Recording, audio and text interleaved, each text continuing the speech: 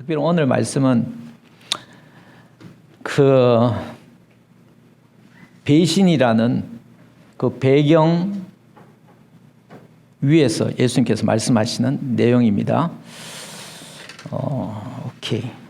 13장을 쭉 읽어드리도록 하겠습니다. 6월절 전에 예수께서 자기가 세상을 떠나 아버지께로 돌아가실 때가 이른 줄 아시고 세상에 있는 자기 사람들을 사랑하시되 끝까지 사랑하시니라. 마귀가 벌써 시몬의 아들 가룟 유다의 마음에 예수를 팔려는 생각을 넣었더라.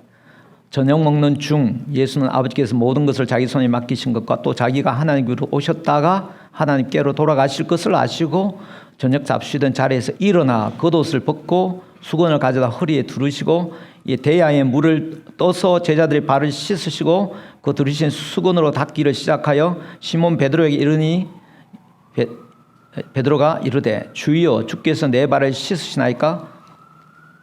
예수께 대답하여 이르시되 내가 하는 것을 내가 지금은 알지 못하나 이후에는 알리라. 베드로가 이르되 내 발을 절대로 씻지 못하리이다. 예수께서 대답하시되 내가 너를 씻어주지 아니하면 네가 나와 상관이 없다. 시몬 베드로가 이르되 주여 내 발뿐만 아니라 손과 머리도 씻어주옵소서.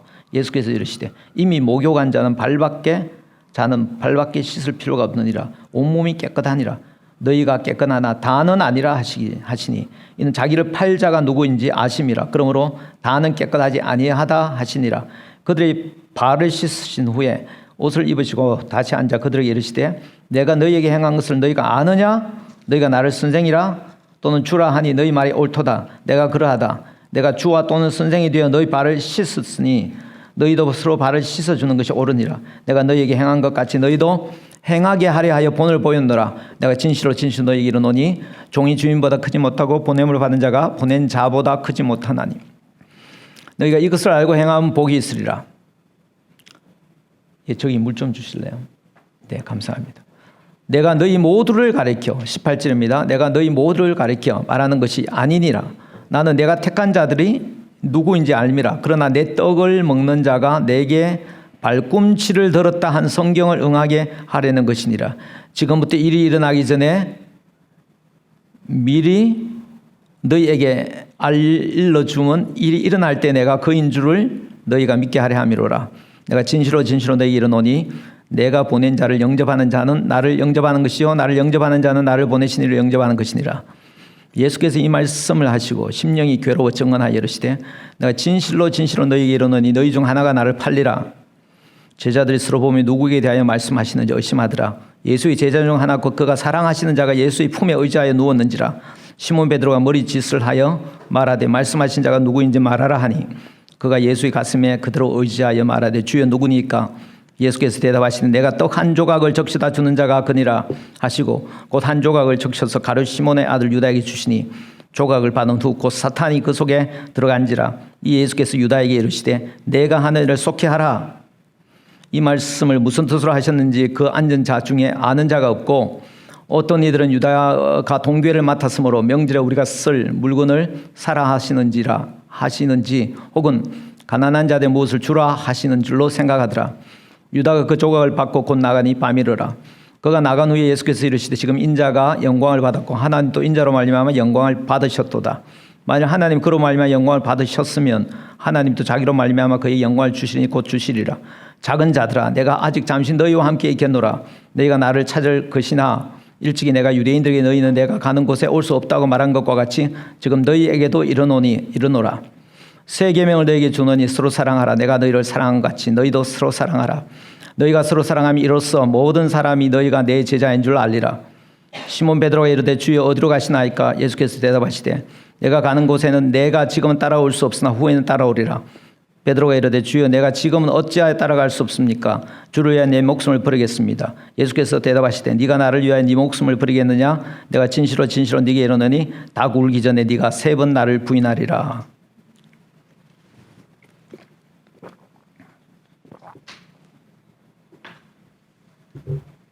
우리 잠깐 기도하겠습니다. 아버지, 오 주님, 예수님께서 제자들에게 말씀하십니다. 똑같은 일이 오늘 여기 있어. 우리가 말씀을 들을 때 일어나게 하소서.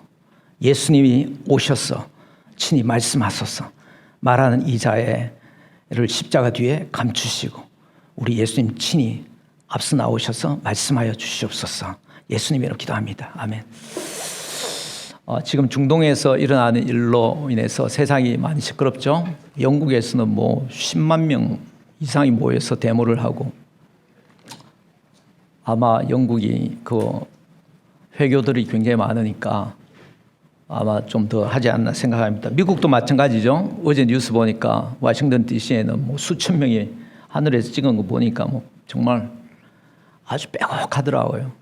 뭐 뉴욕 여기도 마찬가지죠. NYU 대학, NYU도 뭐 콜ум비아도 간헐적으로 계속해서 데모들을 하고 그러고, 지난주 초에는 저기 코넬 대학교 학생 한 명이 뉴욕 출신인 사람인데 그 학생이죠.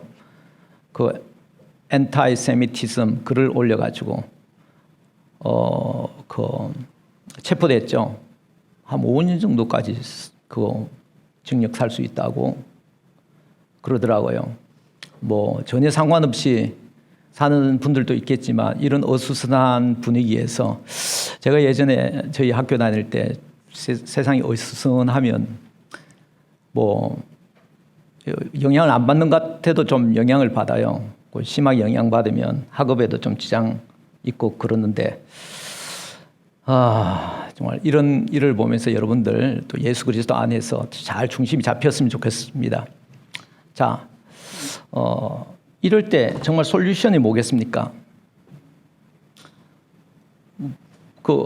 일단 뭐 누가 먼저 잘못을 했느냐, 이제까지 역사적으로 누가 옳으냐 막 근원을 따져가서 그런 것을 뭐 물으면 밑도 끝도 없고, 10월 7일 그 입장에서 보면 일단 그 하마스가 테러를 범했잖아요. 거기서 시작하면. 근데 이제 그 테러에 대해서 당연히 국가가 자기 국민들을 책임져야 될 그런 책임이 있으니까 거기서 대응을 해야 되겠죠. 근데 그 하마스의 그 모든 작전 사령부라든지 중요한 군사 시설들은 다 지하에 있는 거죠. 특별히 그 회교 사당이라든지 병원이라든지 뭐 주택이라든지 이런 데 정문이 있고 그렇게 있는 거예요. 그래서 이번 이런 일로 뭐 항상 이런 전쟁에 있어서 항상 세상의 정치인들에게 요구하는 것이 있죠. 전쟁이 일어나면 총칼이 민간인과 군인들을 가리기가 쉽지 않은데, 그럼에도 불구하고 이번 일을 통해서 정말 어떻게 하면 민간인들을 미니마이즈, 뭐 그 민간인들이 뭐 정말 민간인들은 여러 이슈가 있지만 어쨌든 민간인들을 미니마이즈 희생시키면서 정의를 행할 수 있는 것, 이것이 다시 한번 새롭게 이슈로 대두되는 것 같습니다. 목사로서 저는 뭐 그런 솔루션 굉장히 중요하고 계속해서 논의해야 되지만, 그러나 목사로서는 저는 그런 것들은 임시적인 해결 방법이고 하나님이 이미 솔루션을 우리에게 주셨다고 생각합니다. 그 솔루션은 뭐냐? 바로 예수 그리스도신 거죠. 그 사람들을 예수 그리스도, 왜요? 예수 그리스도가 솔루션이냐? 사람들이 죄가 얼마나 정말 우리 속에 있는 죄가, 또 우리 사회 속에 있는 죄가 얼마나 심각한지, 얼마나 파괴적인지, 얼마나 마귀적인 것인지, 그걸 예수 그리스도께서는 우리에게 알려주시고 뿐만 아니라 그 문제를 해결해 주시기 때문에 그래요. 근본적인 문제는 사실 죄의 문제 때문에 그래요. 누가 옳으냐 그러냐 오케이 따질 수 있습니다. 근본적으로 들어가면 우리 죄로 얼마나 그 죄의 무게만큼 직시하는 것이 그게 중요하고요. 바로 예수님을 통해서 직시하게 할 뿐만 아니라 그 죄의 문제를 해결해 주시는 거죠.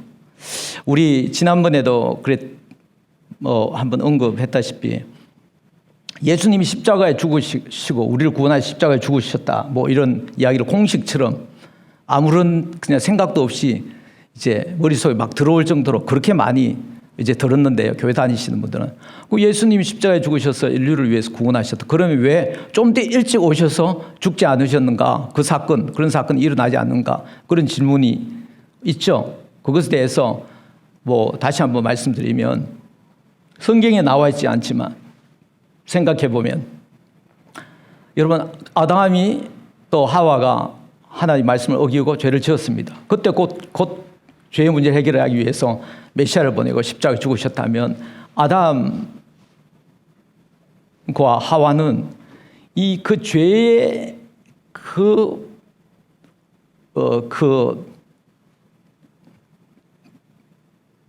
그게 이게 뭐라고나 할까요? 막 진화한다고나 할까? 엄청나게 괴물처럼 진화하는 것을 잘 모르지 않았을까?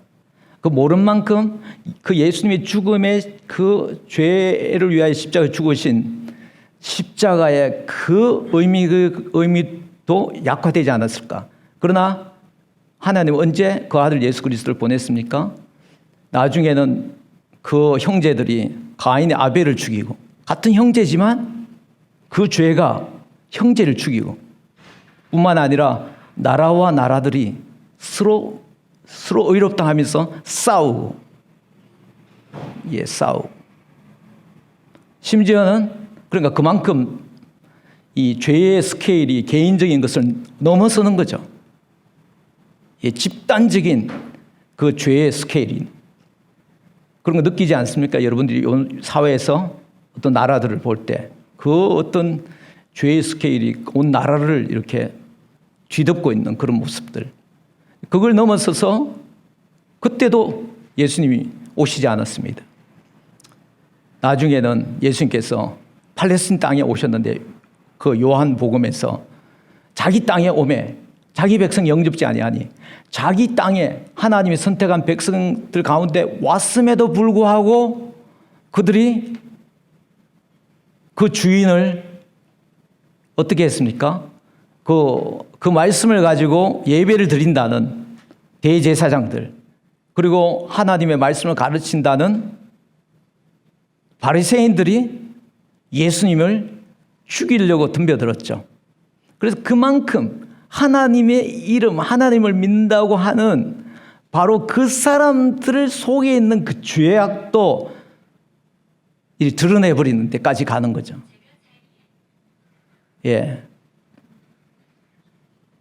요즘 중동 문제도 보면 사실 양쪽 다 마찬가지예요. 그들이 그걸 표면적으로 드러내든 안 드러내든 결국 자기들이 믿는 하나님 때문에 하나님의 이름으로 지금 그들이 그렇게 싸우고 있는 겁니다. 그래서 우리가 예수를 알아야 돼요. 요한복음에서 지금 예수님에 대해서 계속 말하잖아요. 우리 예수를 알아야 돼요. 왜? 예수님이 바로 하나님을 우리에게 보여주기 때문에 그래요. 여러분 나중에 하나님을 완전히 보는 그날이 온다라고 합시다. 그날이 왔을 때 여러분들이 예수님보다 조금이라도 더 많이, 조금이라도 더 적게 로서의 어떤 하나님을 볼 수가 없어요. 예수님 플러스 알파의 그 지로. 우리가 그때 하나님 완전히 나타나서 본다 하더라도 예수님 맥시멈으로 더 리프레젠테이션이에요. 더 매니페스테이션. 바로 그 예수님. 그러니까 예수님의 하나님이 정말 이 세상을 창조하신 하나님이에요. 그래서 예수님을 아는 것이, 바로 하나님을 아는 것이 너무 중요해요. 다 자기 하나님 이름으로 하나님 뜻이라고 하면서 싸우고 있습니다. 자, 그래서 정말 예수님이 예수님이 아버지라고 하는 그 하나님을 믿으면 이제 세상에 그렇게 되면 끝이 나는가? 그게 아닙니다. 그 믿는 사람들이 서로 사랑해야 해요. 그래서 오늘 말씀에, 오늘 본문에 보면요, 15장 35절에 보면 그렇게 해야 너희가 서로 사랑하면 이로써 모든 사람이 너희가 내 제자인 줄 알리라. 그런데 너희가 예수를 믿고 예수님의 하나님을 참 하나님으로 믿는 예수의 제자들이 서로 사랑하는데 오늘 말씀 큰 장애가 있다는 것을 보여줍니다. 이 장애를 극복하지 못하고 그래서 서로 사랑하지 못하면 예수가 솔루션이라고 말하는 것은 굉장히 그냥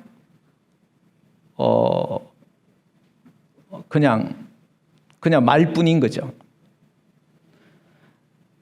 예수님께서는 이제까지 세상에 대해서 많이 말씀했습니다. 그래서 지난주 말씀에도 보면 예수님께서는 계속해서 세상을 사랑하시되 이처럼 사랑하셔서 독생자를 주셨으니 하나님의 사랑을 가지고 계속 세상에 대해서 말했습니다. 그렇지만 계속 그 육체로 세상 가운데 있을 수가 없었기 때문에 없었던 것 플러스 이제 그들이 그렇게 말했는데도 이제 예수님이 보기에 이제 한도가 된 거죠. 더 이상 이제 레드라인을 넘었습니다. 그래서 예수님께서는 그 12장에 보면 무슨 말씀을 하냐면은 너희가 눈으로 보고 마음으로 깨닫고 돌이켜 내게 고침을 받지 못하게 하려면 눈이 있지만 보지 못하게 하고 마음으로 깨닫지 못하게 하고 그래서 돌이키지 못하게 하고 내게 고침을 받지 못하게 그렇게 한다. 그렇게 말씀을 했음에도 불구하고 마지막 1장에서 12장까지 세상을 향해서 계속 말씀하시는 예수님의 그 행하심과 말씀하심의 마지막 부분은 또 세상을 향해서 외쳐 말씀합니다. 나를 믿는 자는 나를 믿는 것이 아니요 나를 보내신 이를 믿는 것이며 나를 보는 자는 나를 보내신 이를 보는 것이니라. 나는 빛으로 세상에 왔나니 물은 나를 믿는 자를 어둠에 거하지 않게 하려 함이라. 그렇게 외쳤습니다. 그리고 이제 계속해서 그렇게 있을 수 없으니까 이제는 예수님의 말씀을 이제 예수님이 그 제자들에게 집중을 해요. 왜? 이제 세상에 집중하지 않고 이제 예수님은 곧 이제 십자가 못 박혀서 이제 성천하고 죽고 부활하고 성천하는데 그 뒤에는 이 뒤에는 세상과는 퍼블릭하게 말씀하지 않잖아요. 그래서 이제 예수님에게 들은 사람이 이제 세상에 예수님을 말씀해야 됩니다. 얼마 남지 않은 기간 동안 예수님은 온통 제자들에게 집중합니다. 죽을 때까지 그 집중해서 그 제자들에게 집중하며 사랑합니다. 그래서 오늘 13장 1절에는 보면은 세상에 자기 사람을 사랑하시되 끝까지 사랑하셨다. 그렇게 나와요. 그 죽음이 올지라도 그 죽음이 가까이 올지라도 그 죽음 때문에 사랑하지 못하는 그 죽음까지 가기 전에 사랑하지 못하는 그런 일이 올지라도 그걸 극복해서 결국 끝까지 지금 사랑하셨다 그렇게 말씀하는데요. 근데 예수님이 이제 제자들에 집중한다고 이제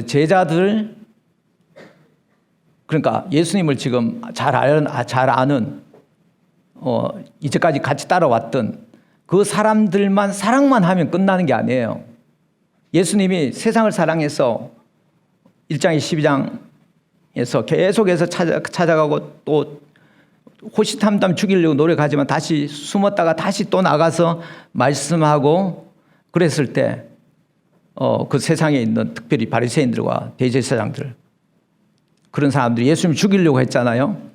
마찬가지로 지금 이 공동체 안에 교회 안에 예수님을 따르는 사람 안에 가운데에도 배신하는 사람이 있습니다.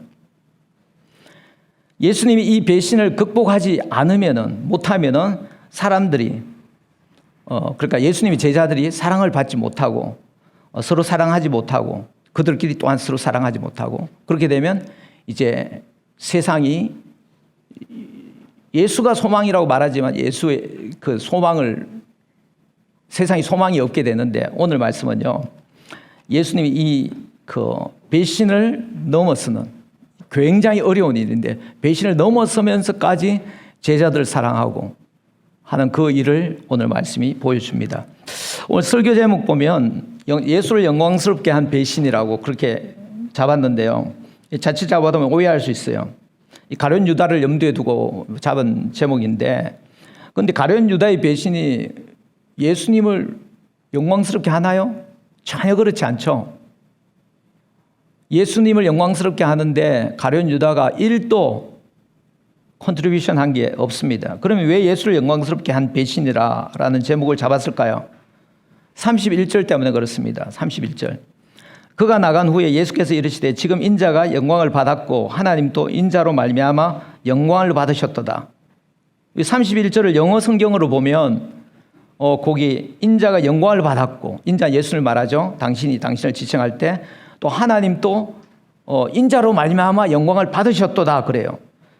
근데 영어 성경에는 거기 보면 다 현재 시제예요. 그게 뭐 제가 여러 번역본들을 다 봤는데 최소한 제가 본 하나, 둘, 셋, 넷, 다섯 개 버전에는 다 현재로 나와 있어요. 근데 한글 성경과 그릭 원문에는 이게 과거 시제로 나왔어요. 한글처럼 영광을 받았고 인자로 말미암아 하나님도 영광을 받으셨도다. 왜 이렇게 현재 시제를 썼을까? 제가 잘 모르는데, 영어를 잘 모르는데 그래서 생각해 보니까 여기 보면 그가 나아간 후에 예수께서 이르시되 지금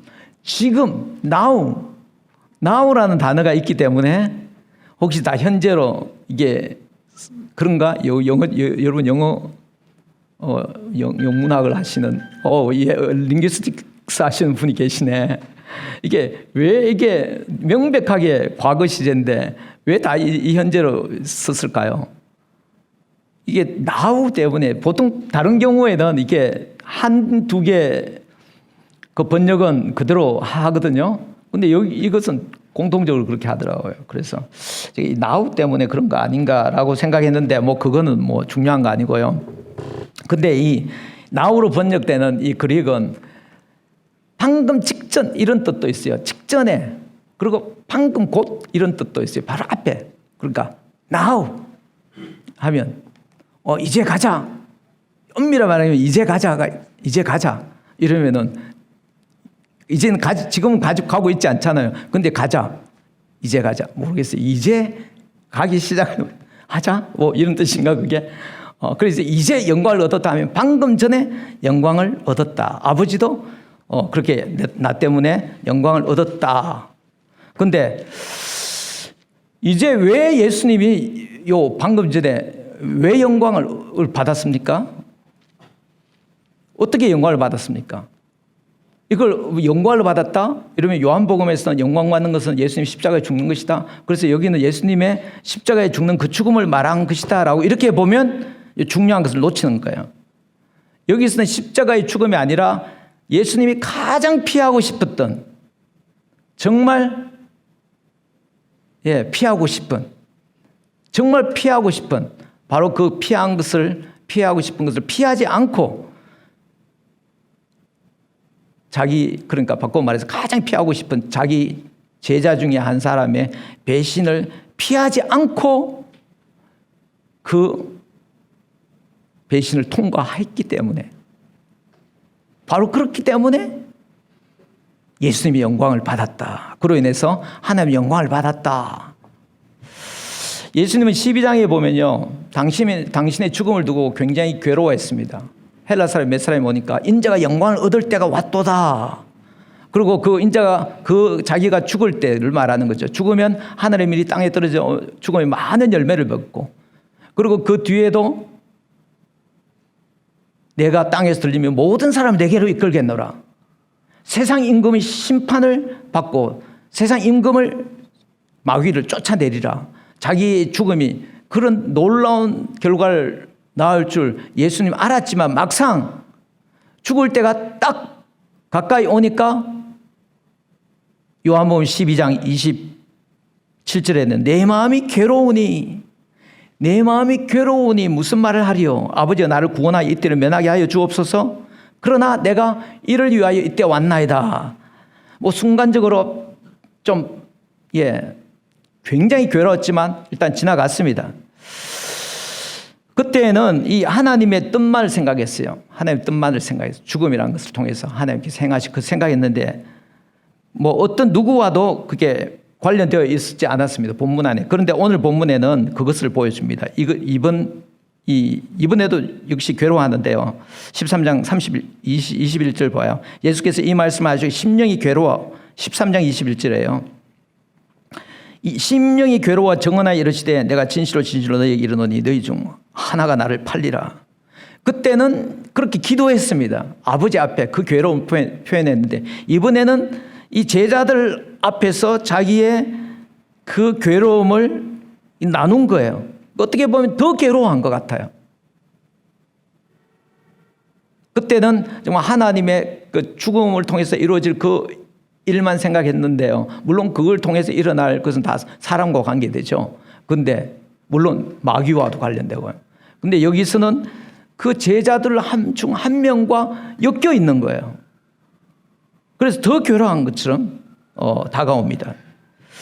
이게 보면 31절에 나를 팔리라, 21절에 너희 중 하나가 나를 팔리라 하시는데요. 이 팔리라, 이게 넘겨준다는 말이에요.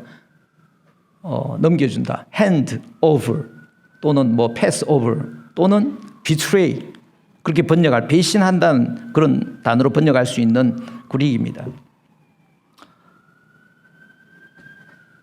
여기 예수님께서 왜 이 말씀을 하셨을까요?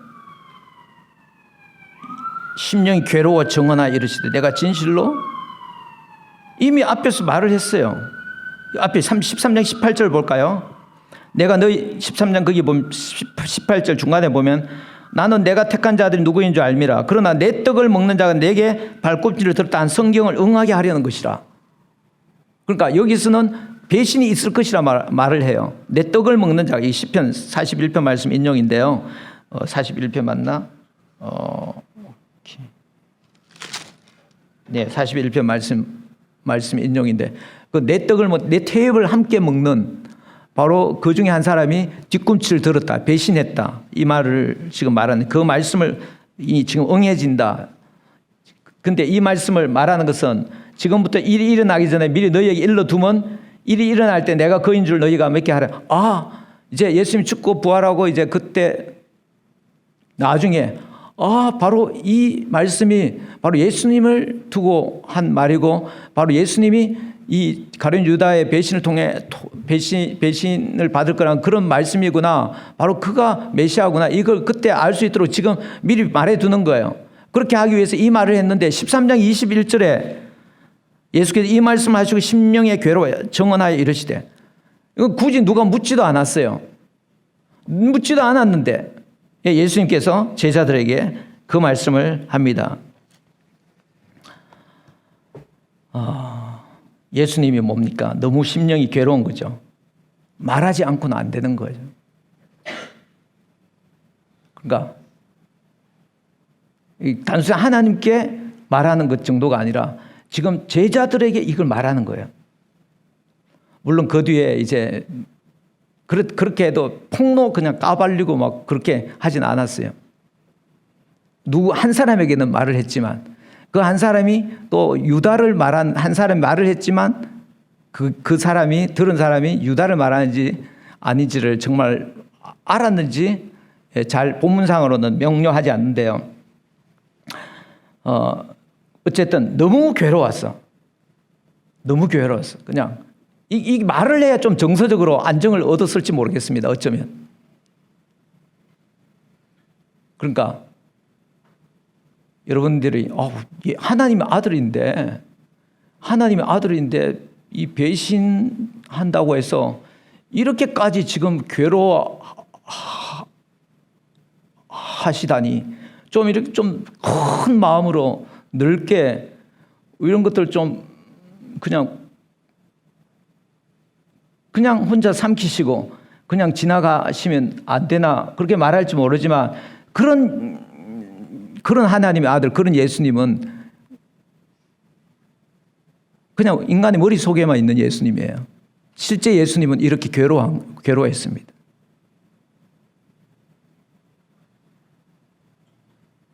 너무 괴로웠어. 이렇게 하던 모습, 이 정도는 봐줘야 돼요, 여러분. 이 정도 예수님이 이렇게 하는 것은 여러분 이해해줘야 할 정도로, 그 정도로 예수님은 지금 괴로우신 거예요. 그리고 예수님은 그런 분입니다.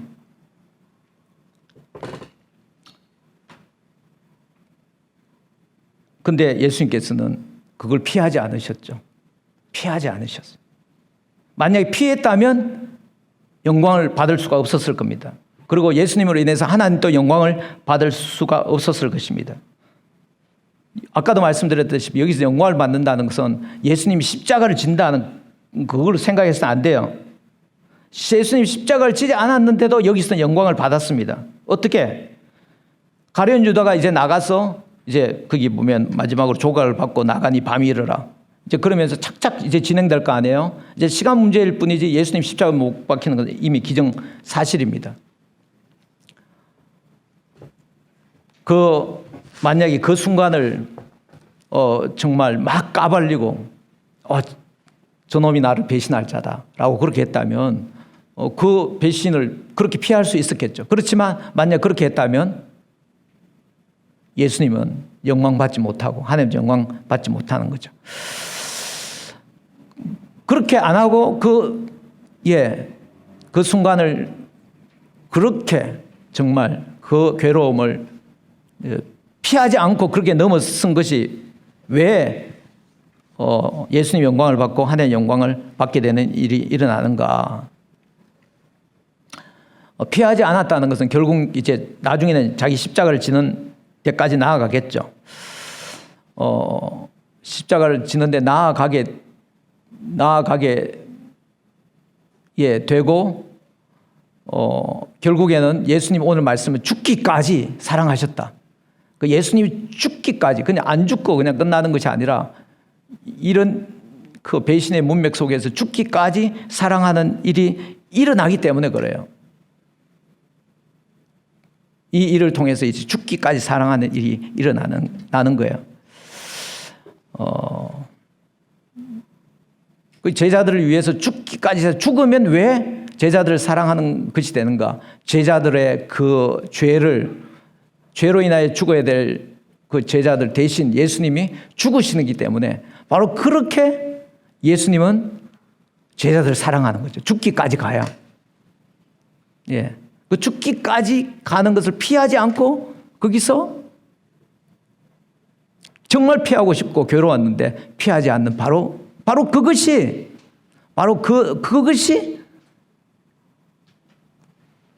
하나님 보시기에는요. 그것이 그 사랑이죠. 제자들을 사랑하는 것. 끝까지 사랑이 그것 없으면 끝까지 사랑이 되겠어요? 바로 그것 때문에 하나님은 예수를 영광스럽게 했습니다. 그리고 그 예수님 하나님이 예수님에게 주신 사명이 그것이잖아요. 사랑할 우리 화목 우리를 위하여 제물로 어린 양으로 죄를 세상 죄 지고 가는 하나님 어린 양을 보내셨잖아요. 그러니까 그 말씀에 순종하는 것이었죠. 그래서 그 순종할 때 하나님 영광을 받으시고 순종할 때 하나님 예수님에게 영광 주시니까 영광을 받는 것이고 또 그걸 통해서 얼마나 제자들을 사랑하는지 보여주었으니까 예수님의 바로 그 순간 하나님이 보낸 예수님이 사랑을 보여줬으니까 우리에게 하나님이 얼마나 우리를 사랑하는지 그것을 또한 보여준 거죠.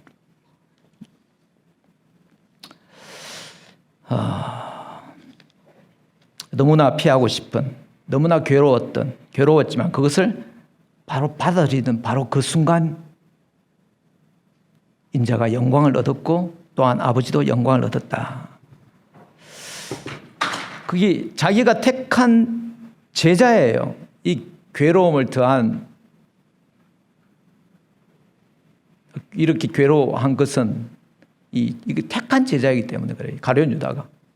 여러분 가룟 유다도 예수님이 택했습니다. 선택했습니다. 맞나요? 가룟 유다도 선택했나?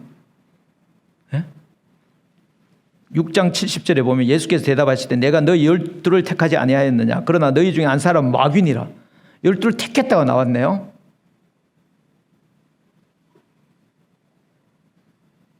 여기 택하다는 단어랑 우리가 생각하는 좀 택하다는 단어가 좀 다른 거 아닌가? 제가 찾아보니까 똑같더라고. 그릭 에베소서에는요 창세 전에 그리스도 안에서 우리를 택하사 똑같은 단어예요.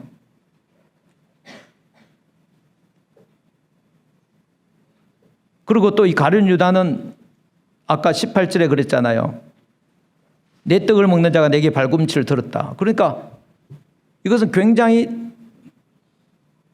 친밀한 관계였다라는 것도 알 수 있죠. 택했을 뿐만 아니라 친밀한 관계였고 함께 식사하는 자였고 테이블에서 함께 식사. 그러니까 이 특별히 이 가룟 유다는 또 뒤에 보면 알겠지만 가룟 유다가 동괴를 맡았고 쓸무을 사고 또 가난한 자에게 무엇을 주는 그런 구제도 한 거죠. 예수님의 그 무리들은 예수님과 함께한 그 밴드들은 구제도 했다라고 우리는 충분히 볼 수 있죠. 이 동괴를 재정 담당 장로님이라고 할 수 있는 거예요.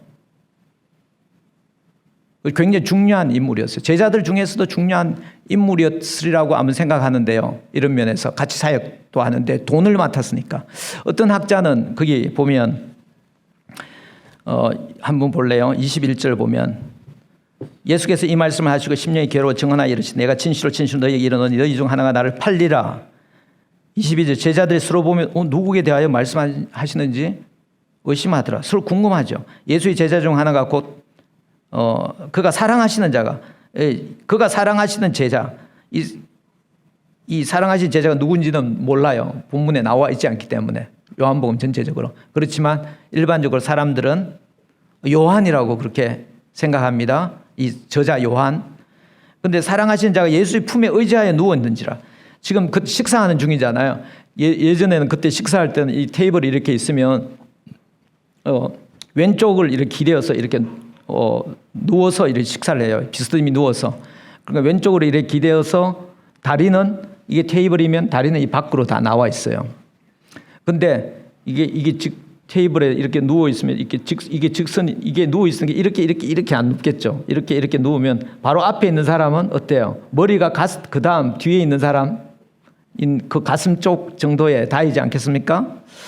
그래서 23절에 예수의 제자 중 하나 곧 그가 사랑하시는 자가 예수의 품에 의지하여 누운지라. 그러니까 이렇게 막 같이 이게 좀 너무 요즘 뉴요커들을 보면 너무나 어색하게 다가올지 모르지만 고대 사회는 너무 자연스러운 거예요. 요즘 남자들이 손 붙잡으면 막 이렇게 하고 그랬잖아요. 근데 몇십 년 전만 해도 다 손 잡고 다녔어요. 한국에. 맞나요?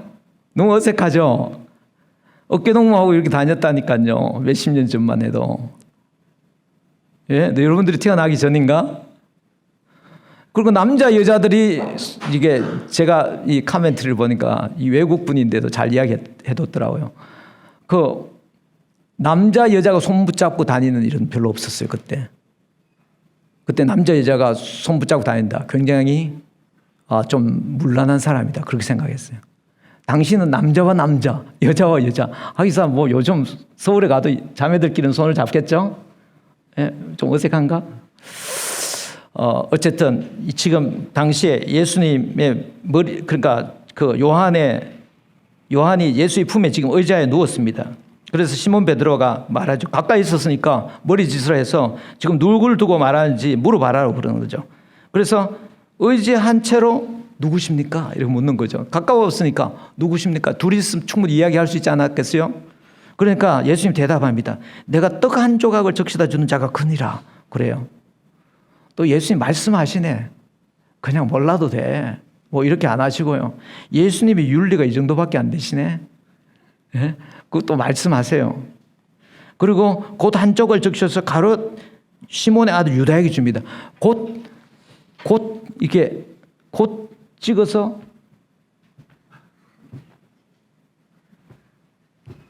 그렇게 한 게 아니고 곧 이렇게 줬겠죠. 그래서 아마 가까이 뒤쪽에 있지 않았나 그렇게 추측하는 사람들도 있습니다. 근데 이게 물론 예수님은 호스트고 그 호스트가 손님 초청받은 사람 중에서 가장 존중받는 사람은 그 호스트의 뒤쪽에 원래 그 자리가 그렇대요.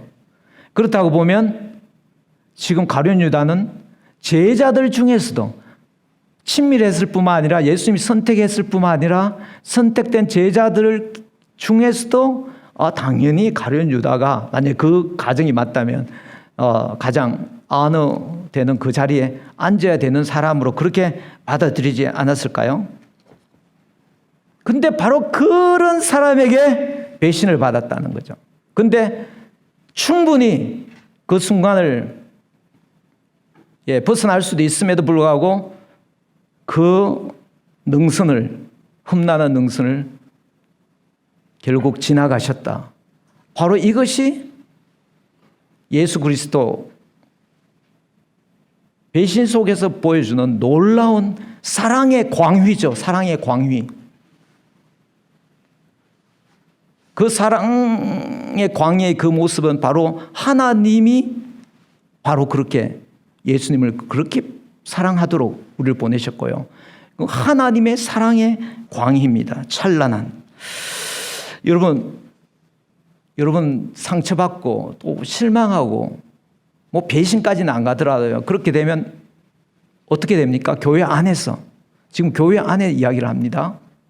믿는 사람들 이야기를 합니다. 예수님께서는 믿는 사람들이 지금 집중하는 시간이고요.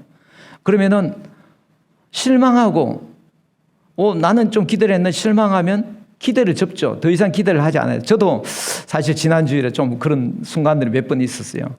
너무 기대하지 말아야 되겠다. 그리고 좀 마음 문을 닫지 않습니까? 근데 예수님은요, 그러지 않았다는 거예요. 우리가 얼마나 잘났으면 기대하고 그랬다가 실망하면 마음을 접습니까? 조금 상처받았다고 더 이상 사람들 믿지 않겠다. 교회 다녀도 그 사람들 신뢰하지 않겠다. 그렇게 하지만 예수님은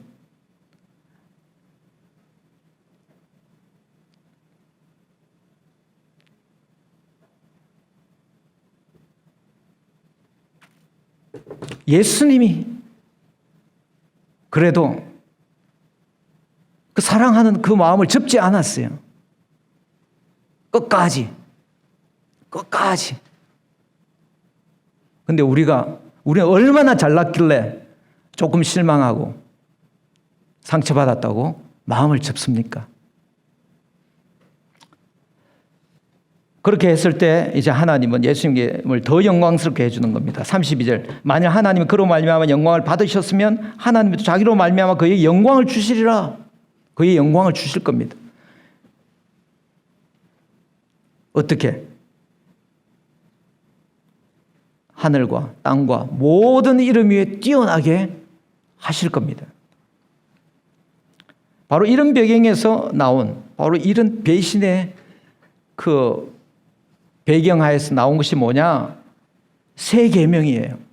33절을 보면 작은 자들아 내가 아직 잠시 너희와 함께 있겠노라. 너희가 나를 찾을 것이나 일찍이 내가 유대인들에게 너희는 내가 가는 곳에 올 수 없다고 말한 것과 같이 지금 너희에게도 이르노라. 새 계명을 너희에게 주노니 서로 사랑하라. 내가 너희를 사랑한 것까지 너희도 서로 사랑하라. 너희가 서로 사랑하면 이로써 모든 사람이 너희가 내 제자인 줄 알리라. 그 왜 새 계명일까요?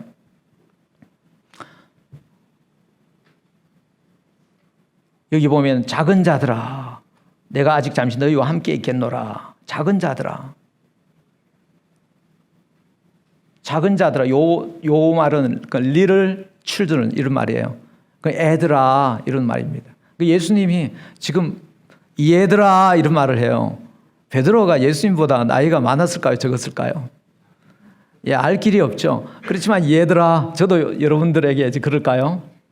얘들아, 뭐 보통 친구들아 이렇게 하는 사람도 있는데 여기서는 적은 자들아, 작은 자들아. 이 얘들아 하는 이 단어는 신약 성경에서 딱 요한 복음과 요한 1서에만 사용되어요.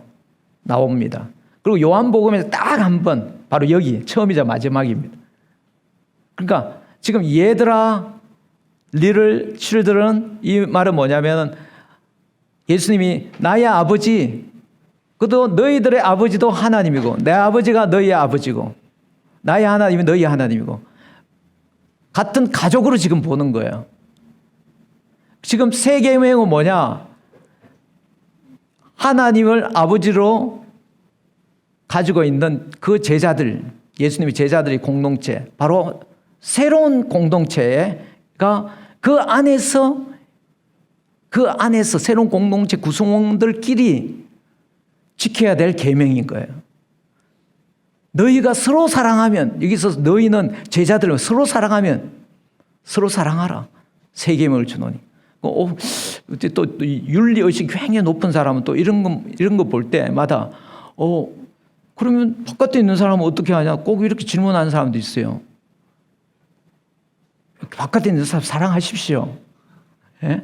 근데 지금 아까 그랬잖아요. 예수님이 12장까지 제자들에게, 세상에서 계속해서 말씀을 선포하였죠.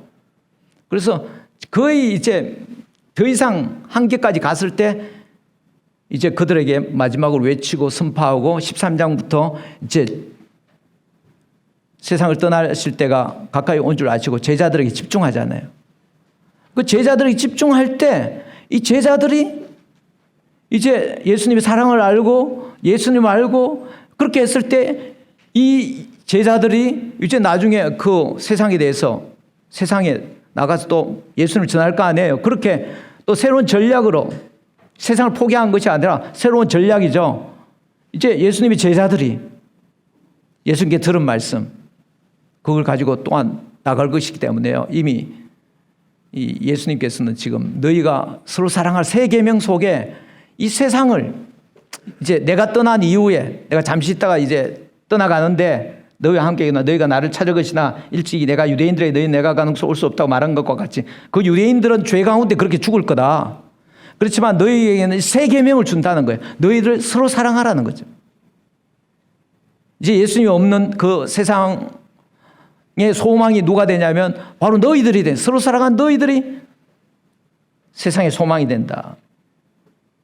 여기 보면 왜 또 새 계명이라고 했을까요?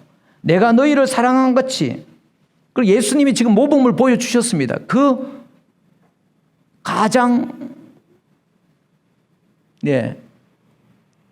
사랑하는 제자들 그 중에서 또 제자 선택한 그 제자에게 배신을 받더라도 그럼에도 불구하고 끝까지 실망하지 않고 포기하지 않고요. 그걸 피하려고 하지 않고 그걸 사랑한 바로 그 사랑. 바로 여기서 이게 지금 예수님 배반한 가룟 유다를 사랑하라는 거 아니에요. 예? 여러분 오해하지 마세요. 저 앞에도 나오지만 그 발을 씻어줄 때도 너희 중에 다는 깨끗하지 않다. 그렇게 말해요. 가룟 유다를 일컬어서 그렇게 말씀하신 거죠. 근데 그렇게 배신의 문맥 속에서 그 사랑한 바로 그것 바로 사랑의 데피니션, 바이 데피니션. 사랑이 뭐냐? 우리가 먼저 사랑한 것이 아니고 그가 먼저 우리를 사랑하셨다. 이로써 우리가 사랑을 한다. 예수님께서 모범을 보여주신 바로 계명이 있기 때문에요. 바로 세계 그냥 사랑이 아니에요. 예수님 보여주신 지금 이를 보여주신 일은 그렇기 때문에 이 새 계명이다.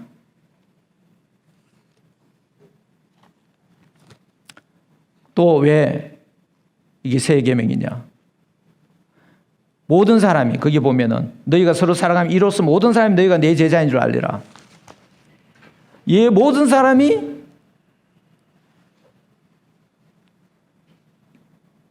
예수의 공동체가 예수의 공동체라는 것을 보여주는 표시이기 때문에 그래요.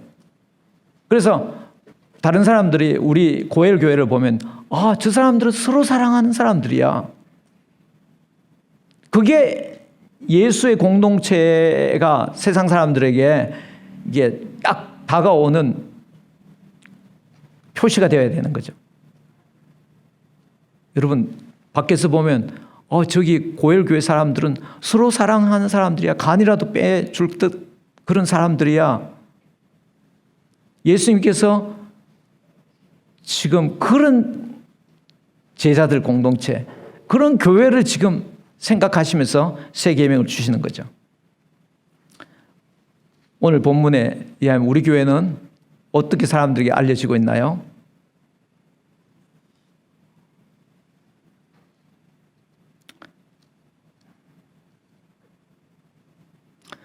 그 험난한 배신의 능선을 뚫고 새 계명을 예수님이 선포했습니다. 그런데 베드로 한번 보세요. 36절에 보면 시몬 베드로가 이르되 주여 어디로 가시나이까? 예수께서 대답하시되 내가 가는 곳에 네가 지금은 따라올 수 없으나 후에는 따라오리라. 베드로가 이르되 이 베드로는 어디로 가는지 거기에 관심을 가졌어요. 아까 앞에서요. 예수님께서 그랬잖아요. 내가 아직 잠시 너희와 함께 있겠노라. 너희가 나를 찾을 것은 일찍이 내가 유대인들에게 너희에게 너희는 내가 가는 곳에 올 수 없다고 말한 것과 지금도 너희에게도 이런다. 그러니까 잠깐 너희 있지만 간다는 거잖아요. 그러니까 지금 새 계명에는 관심 없고 어디로 가나이까? 그러니까 내가 가는 곳에 네가 지금 따라올 수나 후엔 따라오리라. 베드로가 이르되 주여 내가 지금 어찌하여 따라갈 수 없나이까? 주를 위하여 내 목숨을 버리겠나이다. 지금 서로 사랑하라고 그랬는데 지금 베드로는 굉장히 개인적이죠. 어떻게 보면 다른 사람은 다 버릴지 모르지만 자기는 다른 복음서에 그러느냐 자기는 예수님을 따라가겠다고 서로 사랑하라고 그랬는데 지금 자기에게 지금 집중하고 있습니다. 그러니까 예수님께서 아주 확 찬물을 끼얹으시죠. 네가 나를 위하여 네 목숨을 버리게 찬물만 끼얹은 게 아니라 사실 예수님께서는 격려하셨습니다. 36절에 보면요. 내가 가는 곳에 네가 지금은 따라올 수 없으나 후에 따라오리라 그랬어요. 예수님이 그 길을 따라간다는 거죠. 굉장히 소망적인 거죠. 후에는 지금은 할 수 없죠. 후에는 따라온다는 거죠. 그렇게 말했으면 뭐 좀 그래도 위로를 받고 끝나야 되는데 어찌하여 따라갈 수 없네. 주를 위해 내 목숨을 버리겠나이다. 그러니까 황은 쫙 찬물을 끼얹어 버려요. 네 목숨을 버리겠느냐? 내가 진실을 이런 닭 울기 전에 네가 3번 나를 부인하리라. 지금은 안 된다는 거죠. 그러면 언제 어떻게 새 계명을 이제 지킬 수 있는 사람이 되는가? 후에는 되겠죠. 후에 언제 성령을 받아야 되는 거죠. 요한복음 전체로 성령 받아요. 아직 예수님을 잘 모르고 예수님의 뜻도 잘 몰라요. 성령을 받아야 예수님을 아는 거예요. 지금 예수님이 왜 이렇게 이 배신의 순간에 나 같으면 그렇게 하지 않았을 텐데 배신의 순간에 왜 이렇게 이 길을 묵묵히 가시는지 그때서야 이제 깨닫게 돼. 그때서야 예수님의 사랑을 알게 되는 거예요. 그때서야 이제 따라갈 수가 있는 거죠. 지금은 못 따라갑니다. 성령이 임하면 예수님을 알게 되고 사랑을 알게 되고 스피릿이 달라져요. 스피릿. 지금은 온통 자기에게 집중되어 있습니다. 그때는 예수님께서 왜 이 말씀을 하셨는가? 그래서 서로 사랑하는데 그때 집중할 수 있을 거예요.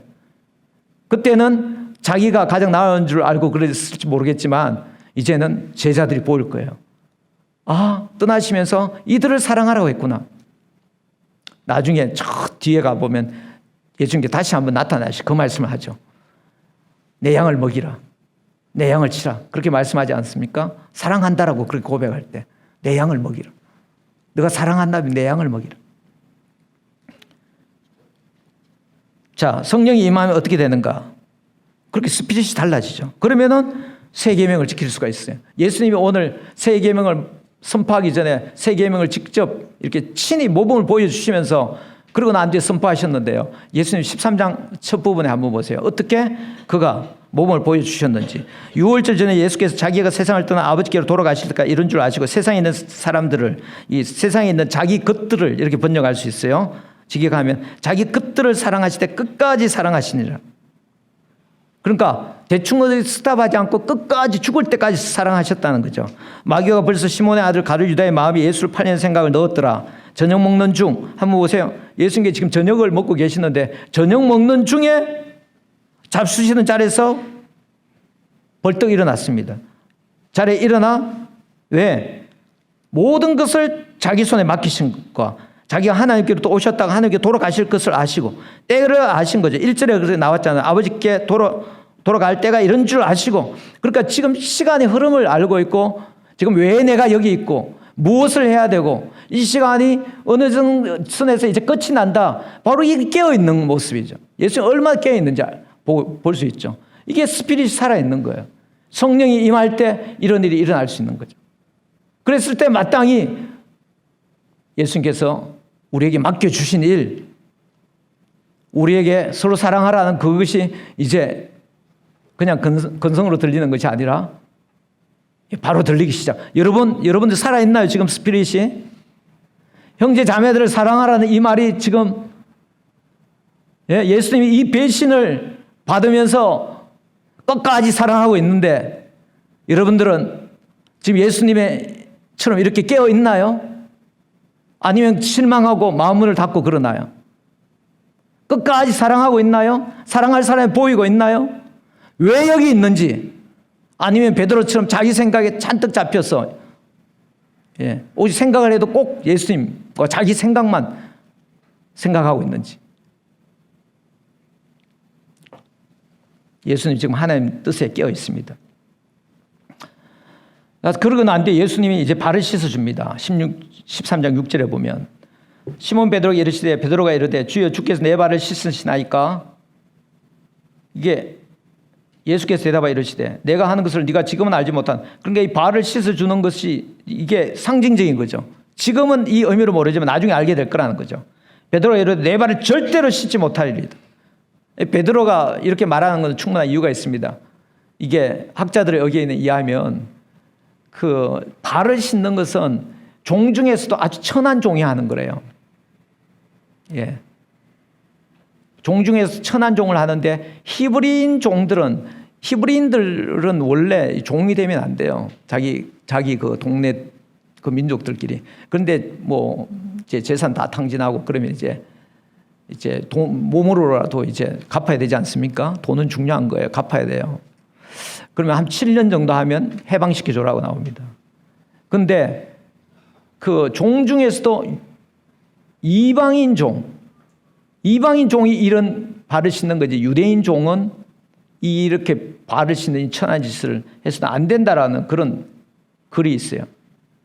그러니까 그런 배경 속에서 베드로는 당연히 내 발을 절대로 씻지 못합니다. 그러니까 예수님이 내가 너를 씻어주지 않으면 네가 나와 상관이 없다는 거예요.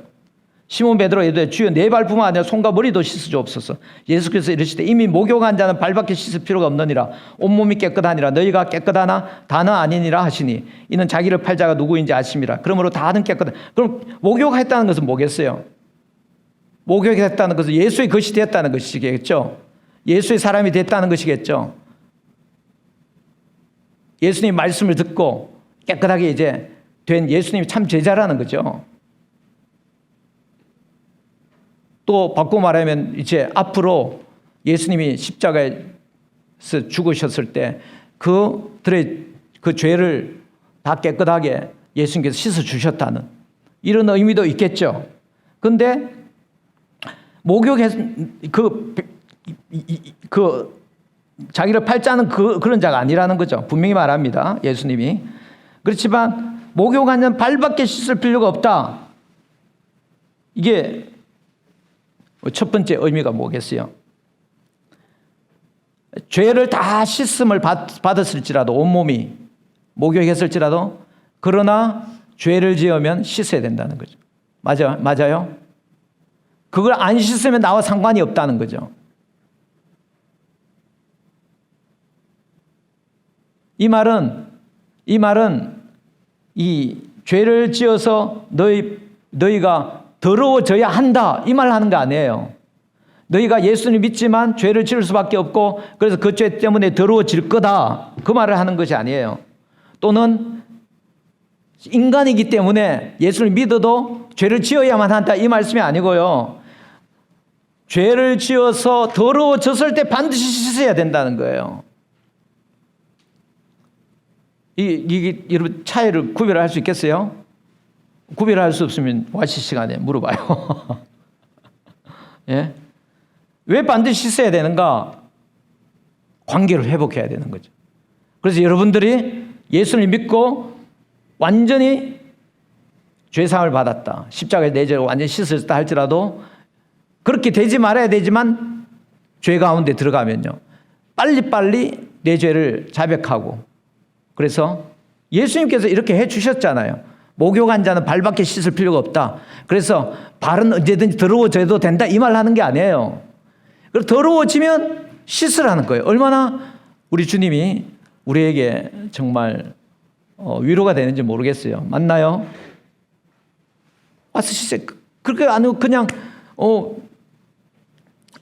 그냥 미안했어. 뭐 미적미적 그러지 말라는 거예요. 씻어야 나와 상관이 더 관계가 회복된다. 그리고 또 한 가지 이 발을 씻어주는 것에 대해서 예수님께서 친히 말씀합니다. 13장 12절. 그들이 발을 씻으신 후에 옷을 입으시고, 발을 씻은 후에 옷을 입으셨네요. 발을 씻기 전에 겉옷을 벗으셨죠.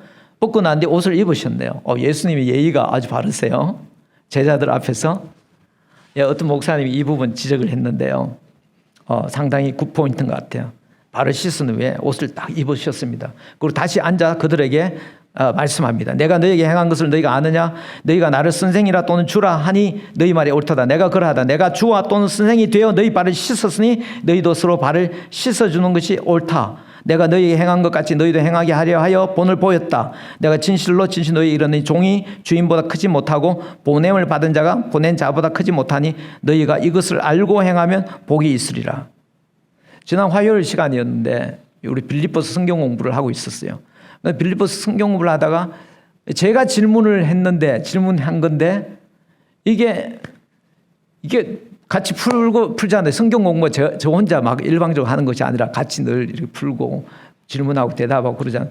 근데 제가 모르겠는 거예요. 제가 질문 낸 건데 교재를.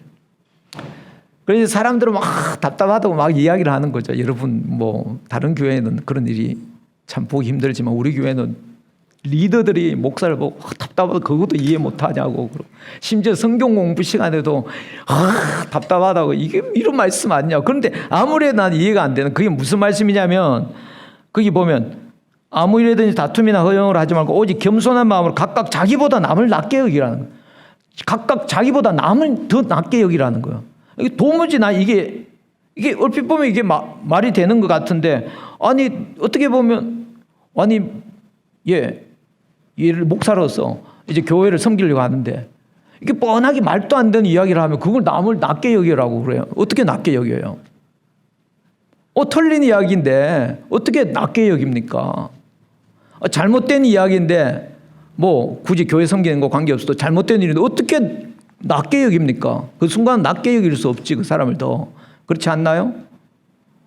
나보다 지금 생각이 문제가 있고 그런데 더 낮게 여길게요. 이러면 윗선이잖아요. 그럼 이거 뭐예요? 윗선 들으란 말인가? 정직해야 되는데 이제 이런 고민들이 생긴 거죠.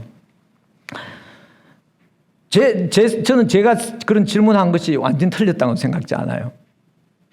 다 나름대로 또 그 포인트에서 가보면 저는 의미가 있다고 생각해요. 그런데 이 말씀을 보는데 오늘 이 말씀을 보는데 이제 딱 제가 숙제로 냈는데 그걸 이 답이 이게 아닌가라는 생각이 확 드는 거죠.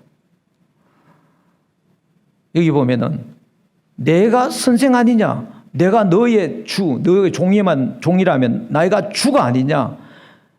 그 천한 종들도 씻지 않은 그 발을 내가 주인이 되어서 종인 너희들, 이를테면 주와 종의 관계할 때 주라고 하니까 또 내가 선생이 되어서 제자의 발을 이렇게 씻었으니 너희들 또 이렇게 서로 발을 씻어주는 것이 옳다. 바로 예수님이 이렇게 자기를 낮추셨다는 거잖아요. 맞나요? 분명히 낮춘 거죠. 낮췄으니까. 그리고 본을 보여주려고 이렇게 했으니까. 그러니까 거기서 끝 피리어드. 예수님 그렇게 했으니 할 말이 없다. 예수님도 그렇게 하셨는데 여러 가지 내가 하는 질문들이나 그런 것에 대해서 저는 일리 있다고 여전히 생각하지만 그러나 기본적인 것이 우리 형제 자매들을 지금 사랑하라 또 섬기라. 지금 그런 문맥이 아니겠습니까? 그래서 너보다 그 형제를, 그 자매를 더 낮게 여기라. 왜? 예수님이 더 자기를 그 형제 자매보다 더 낮게 여겨서 그렇게 섬기지 않았느냐? 예수님이 낮은 게 아니죠. 예수님이 제자들보다 더 낮은가요? 아니죠. 그러나 섬길 때 더 자기를 낮춰서 섬겼다. 그렇게 사랑하라. 그게 끝인 거죠. 예수님이 말씀하시니까 제 여러 가지 질문들이 이렇게 쫙 안정을 찾았어요. 역시 예수님이 중요한 여러 가지 갑론을박이 있을 때 여러분 예수님을 사랑하는 마음이 공통적으로 있어야 결국 솔루션을 찾아요. 그렇지 아니하면 계속 자기 포인트만 자꾸 이야기하다 보면 계속해서 갈등은 가시지 않는데 이 예수님을 사랑하는 마음이 있으면 확 다가오게 돼요. 그렇게 알고 여기 뭐 너희가 이것을 알고 행하면 복이 있으리라고. 이것을 알고 뭘 알아낸 거예요? 주인이 그렇게 했다. 선생이 되어서 이렇게 발을 씻어줬다. 이걸 알면 복이 있나? 그걸 알면 일단 좀 쉬워지겠죠. 형제자매들을 이 세 계명을 지금 주셨는데 세 계명의 모범을 지금 보여주시잖아요. 서로 사랑하는 일이 이걸 알면 더 쉬워지게 것 같아요. 이걸 알면 또 알고 행하면 너희가 복이 있으리라. 거기에 바로 예수의 사랑이 나올 것이고 예수의 사랑을 표현하는 바로 우리를 통해서 그걸로 우리를 예수를 통해서 그렇게 하게 하신 하나님이 결국에 영광을 받으실 것이고요. 하나님이 그렇게 영광 받는 것이 곧 우리의 영광이니까 우리가 또한 영광을 받는 것이고. 그리고 여기서 또 한 가지를 더 적용하네요. 17절 넘었었어요. 17절 넘어서서 내가 너희 모두를 가르쳐 말하는 것이 아니니라. 난 내가 택한 자들. 그러니까 너희 모두 그렇게 할 수 있는 거 아니야. 내가 택한 자들이 누구인지 알미라. 내 떡을 먹는 자가 그 배반하는 그 친구는 아니야. 이렇게 그것을 알고 행하면 복이 있지만 다 그렇게 복을 받는 게 아니야. 그리고 하는 말씀이 이제 그 19절 말씀 지금부터 일이 일어나기 전에 미리 너희에게 일러두면 그 자에 대해서 미리 일러두면 일어날 때 그가 내가 그인 줄 너희가 믿게 하려 하며 그 다음에 적용을 하나 하네. 내가 진실로 너희에게 이르노니 내가 보낸 자를 영접하는 자는 나를 영접하는 것이요 나를 영접하는 자를 나를 보내시는 이를 영접하는 것이라. 그러니까 조금 생뚱맞게 전체 문맥에서 약간 벗어나는 것처럼 보입니다. 맞나요? 네? 나를 보낸 자를 영접하는 자, 나를 영접하는 것이고 나를 영접하는 자는 나를 보내신 하나님을 영접하는 것이다. 자, 이런 면에서 보면 이 세 계명을 실천하는 공동체는요, 이게 폐쇄적이지 않아요. 세 계명을 그대로 지키는 공동체는 폐쇄적이지 않다는 말은 뭐 믿지 않는 사람들도 사랑하는 것은 물론이지만 그 사랑해야 되는데 그 말 하는 것이 아니라 지금 예수님 보내주는 사람 누구예요? 하나님께서 나에게 보낸 자는 내가 한 사람도 잃어버리지 않으려 할 것이고 마지막 날에 다시 살리리라 그렇게 하셨잖아요. 그것이 당신에게 주신 소명이었죠. 그래서 예수님이 보내주는 사람 그 사람 역시 지금 예수를 믿든 안 믿든 예수님 보시면 요한복음에서는 우리의 들은 양이 있고 우리의 들지 않는 양이 있잖아요. 예수님 보낸 사람인 거죠. 그 사람을 너희가 영접하라는 거. 영접. 여러분 예수님을 영접합니까? 다 했습니까?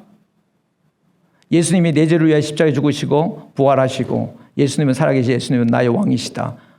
난 그 예수님을 이제 말씀에 따라 살기를 작정한다. 그 예수님 영접하는 거잖아요. 그런데 그렇게 예수님을 영접할지라도 거기서 끝나는 것이 아니라 너희들은 계속해서 나를 영접해야 된다. 왜? 내가 보낸 자를 영접하는 것이 나를 영접하는 거니까. 맞나요? 그러니까 여러분 예수님을 영접하고 있습니까? 요즘? 여기서 예수님을 영접하고 있습니까? 뭐 어떻게 보면 발을 씻어 주라 라는 다른 표현일 수 있겠죠. 영접하고 있나요? 아니면 당신에게만 집중하고 있나요? 세 계명 서로 사랑하는 공동체는요, 자기도 살피지만 형제 자매들도 살핍니다. 아멘. 세상이 많이 시끄럽습니다. 그런데 우리는 세상 아무 상관없이 그냥 예수님 그냥 십자가의 죽음 이렇게 얘기하고 그냥 아무것도 안 하는 것처럼 그렇게 느껴지나요? 아니죠. 하나님은 솔루션을 주셨어요. 예수님. 그런데 예수님 지금 보이지 않습니다. 예수님 가셨습니다. 우리는 예수님은 당신의 제자들에게 새 계명을 주시고 새 계명을 서로 사랑할 때 모든 사람이 너희가 참 내 제자인 줄 알리라고 그랬어요. 우리가 사랑하지 않으면 예수님이 솔루션이라는 것도 그냥 허공에 떠도는 말에 불과합니다. 우리가 사랑할 때 우리가 세상을, 하나님이 우리를 통해서 세상을 사랑하고 세상이 삽니다. 아멘. 아버지 하나님,